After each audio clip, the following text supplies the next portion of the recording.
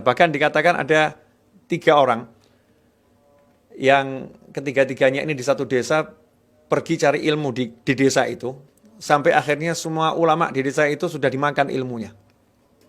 Sehingga guru-guru di desa itu mengatakan, kalian bertiga jangan tinggal di sini, keluar kota.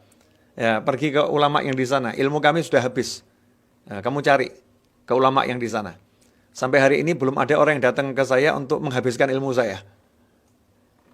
Kita lihat ini semangatnya pencari ilmu dulu sama sekarang beda nih. Ini mencari ilmu sampai gurunya nyerah, ilmu saya udah habis. Silakan kamu pergi ke desa yang lain. Maka yang satu ini izin sama orang tuanya nggak diizinkan, izin sama ibunya nggak boleh. Kamu di sini teman ibu. Yang 2 berangkat dapat izin orang tuanya. Maka yang satu ini sedih, ya Allah, saya bakal jadi bodoh ini. Nggak seperti 2 teman saya yang dapat ilmu. Orang dulu itu punya kalimat indah. Idza dhaqat 'alaikal umur fa'alika bi ahlil qubur. Kalau kamu ruwet ya, menghadapi ruwet banyak masalah, banyak problem, pergi ke kuburan.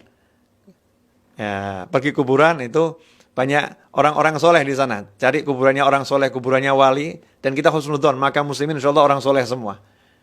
Katanya Syekh Bahlul itu mengatakan, orang-orang yang di kuburan itu mereka tidak menyakitiku ketika aku berada di dekat mereka, dan ketika aku pergi mereka tidak mengunjing aku. Beda kalau kita kumpul sama orang ya. Sering kita kumpul tersakiti oleh orang yang kita bergaul dengannya. Kalau kita pergi nggak sama-sama mereka, seringkali mereka menggunjing kita. Dan sebaliknya, kita suka begitu juga. Kalau kumpul sama orang kita ganggu orang, kalau nanti orangnya pergi kita gunjing. Naudzubillah min dzalik. Ya, sadar nggak sadar, kadang kita seperti itu. Nah ini yang 2 pergi, yang 1 sedih, ke kuburan dia. Ya, dia merenung di sana. Dulu kuburan itu tempat perenungan orang soleh. Orang soleh kalau lagi suntuk merenungnya di kuburan, tenang di sana. Ya, merenung. Sekarang orang kalau suntuk merenungnya di mall. Ya, merenungnya di mall, beda. Nah, ini merenungnya di makam. Nah, kalau suntuk kita pergi ke puncak nih. Kalau Habib Utsman lagi di puncak nih kelihatannya. Nah, atau di Jakarta nih Habib. Wallahu a'lam. Nah, nanti biar dijawab offline insyaallah. Nah, cari tempat indah, bagus, cari pegunungan, laut, oke bagus. Tapi kan agak susah, ke puncak butuh waktu, ke laut butuh waktu. Kalau pemakaman kan dekat, banyak pemakaman, apalagi makamnya orang soleh. Kalau yang di Jakarta itu turah-turah makam orang soleh, terlampau banyak makamnya wali di Jakarta. Ya, banyak sekali. Nah, berangkatlah dia ke pemakaman, lagi merenung, tiba-tiba didatangin oleh satu orang tua.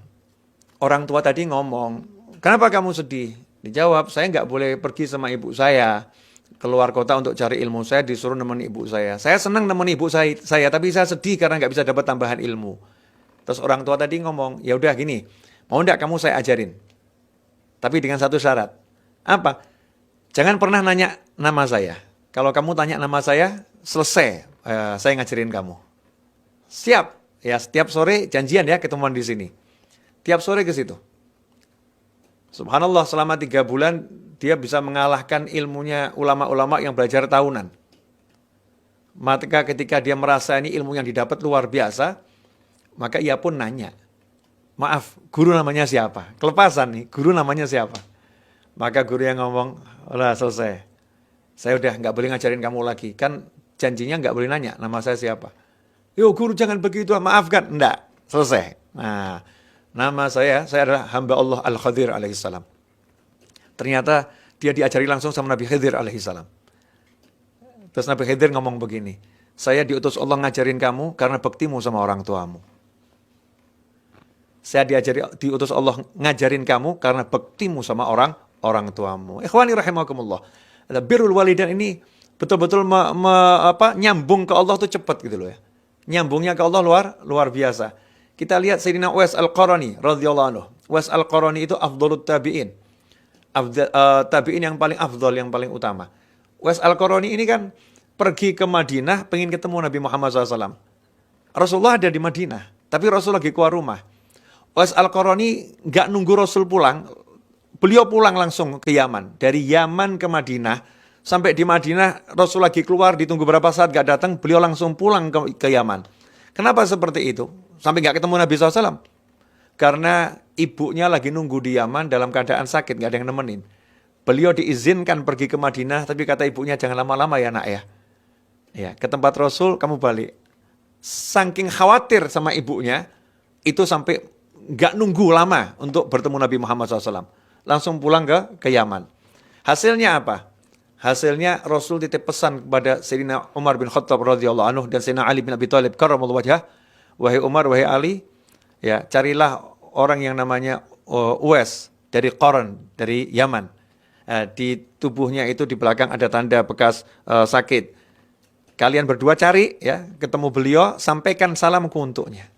Sampaikan salamku untuknya. Dan kalian berdua mintalah agar beliau berdoa untuk mintakan ampun buat kalian berdua. Masya Allah. Sayyidina Ali, Sayyidina Umar ini pangkatnya lebih dari Uwais Al-Qarani. Pangkatnya lebih tinggi. Tetapi Rasul mengajarkan agar kita ini mau minta doa pada orang lain yang punya pangkat di sisi Allah Subhanahu wa Ta'ala. Meskipun pangkat kita lebih tinggi. Bahkan Rasul mensuruh nyari. Sayyidina Umar pun cari itu, tiap tahun dicari. Ya, di akhir pemerintahannya, di akhir usianya, Sayyidina Umar pun menemukan Uwais Al-Qarani dan akhirnya minta doa. Ini kisah yang panjang.